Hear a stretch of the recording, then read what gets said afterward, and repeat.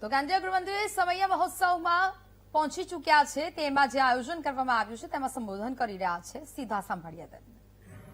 ISSOએ ઉપલબ્ધ કર્યો અને એમને આપણી સંસ્કૃતિ સાથે ધર્મ સાથે જોડાયેલા રહેવાની વાત કરી। મિત્રો, આજે હું અહીંયા આવ્યો છું ત્યારે વિગત 11 વર્ષથી આ દેશમાં ગુજરાતના જ પનોતા પુત્ર અને આપણા વડાપ્રધાન નરેન્દ્ર મોદી સાહેબના નેતૃત્વમાં સરકાર ચાલે છે। આઝાદી થયા પછી સનાતન ધર્મના અનેક સંપ્રદાયોના સૌ અનુયાયીઓ રાહ જોતા હતા કે એક એવી સરકાર આવે જે આપણા સનાતન ધર્મને મહત્વ આપી એના આધાર પર દેશ ચલાવવાની।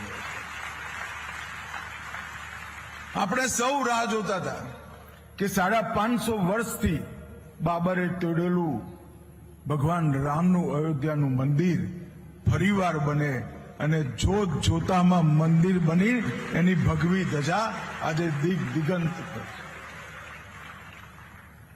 આર્ટિકલ 370 370મી કલમ જે કાશ્મીરને આપણું પોતાનું કરવાની વાત એનો પણ નરેન્દ્રભાઈના નેતૃત્વમાં પૂરી થઈ।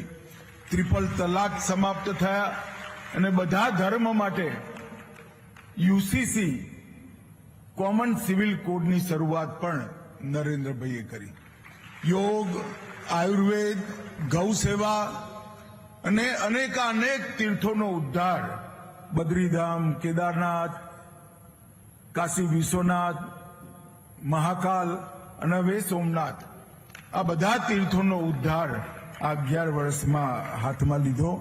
મને વિશ્વાસ છે કે સંતોના આશીર્વાદથી હવે કોઈ દિવસ સનાતન ધર્મના અનુયાયીઓ નિરાશ થાય એવું શાસન આ દેશમાં ક્યારેય નહીં આવે। અને આજે ઉજ્જવળ પરંપરા સંતોના આશીર્વાદથી, ગાદીપતિ મહારાજના આશીર્વાદથી જે પ્રસ્થાપિત થઈ છે અને આપણે સૌ ભેગા થઈ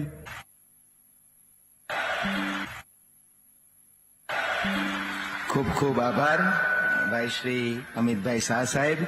એમણે એમની વાત સાંભળીને જ આપણને ખબર પડી કે આપણે 5 દિવસથી જે શિક્ષાપત્રીનો સમયો કરીએ છીએ અને આપણને નથી ખબર એટલી